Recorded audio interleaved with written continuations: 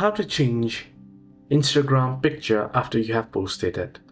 Well, hello everyone, welcome back to the channel. Let me guide you through quick and easy and how you can change picture on your Instagram after you have posted it. If you open up Instagram and head over to your profile and you see a couple of pictures that you have uploaded there, right? Now you want to change it. You can see three dots at the top right of the post. You can tap on it and you'll get the option to edit and you'll be able to edit it. Now what you can do is if you have multiple pictures added, you'll find the option to delete it. You can see this little delete icon beside the tag people icon right there.